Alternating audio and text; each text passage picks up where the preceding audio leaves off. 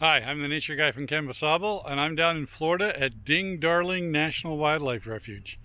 This is a huge area of mangrove swamps and some huge ponds that you can see off to my right. We're going to take a look out here. This looks like great habitat for a lot of the large wading birds that like to fish in shallow water. Let's take a look and see. So here's a bunch of white ibis flying in. As soon as one or two find some food, everybody else follows. This one's a little blue heron. He likes to slowly sneak up on what he wants for lunch. Birds with long bills like this use different strategies.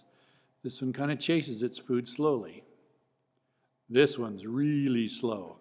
This is the great egret, and it uses its long bill to snap up fish, but it hardly moves, just waiting for something to come by. And this is a tricolored heron. It's one of the more active ones, and it'll run after its food.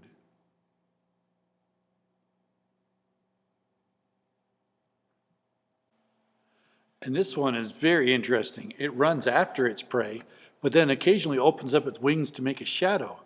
And fish will naturally hide in the shadows, and that makes it easy pickings for the egret. This glossy ibis has a curved bill and uses a different strategy. He kind of meanders back and forth with his bill under the water until he bumps into something.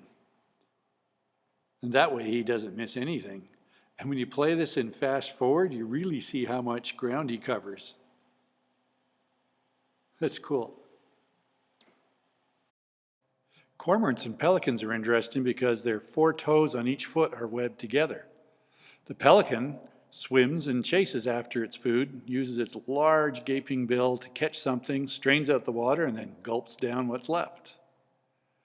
The cormorant, on the other hand, has to dive down and swim after its fish, which they often catch. And that hook on the end of their bill is what helps them hold on to a struggling fish before they can swallow it. Many times cormorants are mistaken for loons, but loons have a very straight bill without that hook on the end. There he goes. Here we have a 4-year-old bald eagle. It doesn't have a completely white head or white tail like the adults. But they don't have any real fancy strategy. They're mostly scavengers and find dead things to eat. I think he found a fish.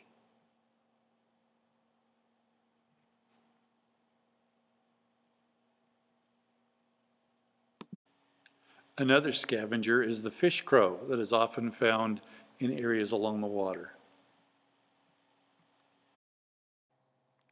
And then there's a bunch of these smaller birds we call shorebirds or sandpipers. This happens to be a couple of dowitchers. Now they have rather long bills, but they use them like a little sewing machine, up and down, trying to find food as they probe through the muck. And when they all get together, it's like a sewing machine convention.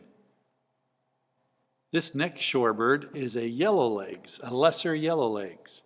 And we had to put him in slow motion so that we could see how he jabs into the mud. Seems to be pretty successful.